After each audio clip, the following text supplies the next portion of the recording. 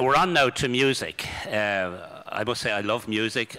One of my recent indulgences was to buy myself an electronic piano, which actually plays itself. So you don't need an awful lot of skill to do it.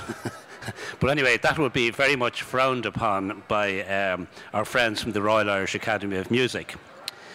So we're delighted to welcome them here this evening. We're grateful to Deborah Kelleher of the Academy and our colleagues for their outstanding generosity in organising this evening's performance, which we're also looking forward to.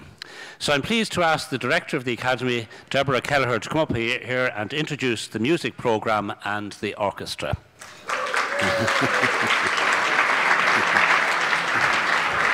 Well done. We look back and listen to all that.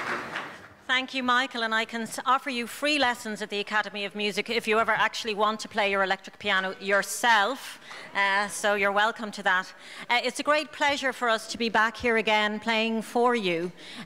In the last year since we played before for the Ireland-U.S. Council, the Royal Irish Academy of Music's staff and students have flown Aer Lingus all over the world, representing Ireland as cultural ambassadors in concerts, competitions and in collaborations with leading music institutions worldwide. Our 120 musical Olympians, our full-time students, have been out in force. 2 of our students made their Metropolitan Opera debut this year. We formed an alliance with the leader of the brand of music institutions, the Juilliard School in New York, and we became an associate college of Ireland's #1 university, Trinity College Dublin. The Academy 10-year strategy sees us consolidating this position and becoming the leading institute of choice for very talented young musicians.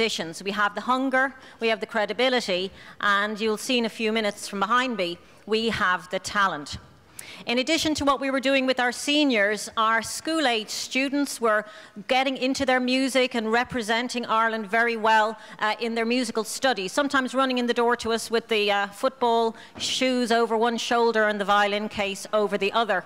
Nationally, we have 50,000 little tigers that do their exams with us every year, and our national community of learning is growing. As you can imagine, in this economic climate, it becomes even more challenging for us to make the same opportunities available to students in order to have an international career as a viable option for them. We're also trying to help out our families who want to keep their kids in music in these days of rationalisation and redundancies. So now our funding model looks quite different to what it did 10 years ago. We're using our own finances to have a financial aid programme, and we have an ever-increasing instrument fund to try and give kids instruments that are at the right level for them to practice in. I'll give you one example. I had the coat on tonight to come here and enjoy myself, and I got one more goal landed on my table from my colleague Audrey Phelan. Audrey wants me to buy somehow an Irish harp for a very gifted young prodigy. This is a young kid that's been playing the harp for 2 years and plays better than most pros, but doesn't have an instrument in her home. So we have to try and find that to make her dream come true. And what a privilege it is for us to help a young musician of this calibre in the nation's national instrument. So we're very grateful, as always, to the partners that we have who've stood by us in these difficult times. We are so grateful to the Ireland-U.S. Council because we've been playing for you and reaching out for many years now.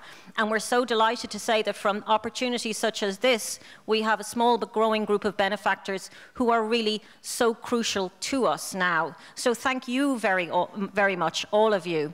Now, I think it's time to let the music speak for itself. I invite you to sit back and listen to the future of music in Ireland, and I think you will agree the future is bright.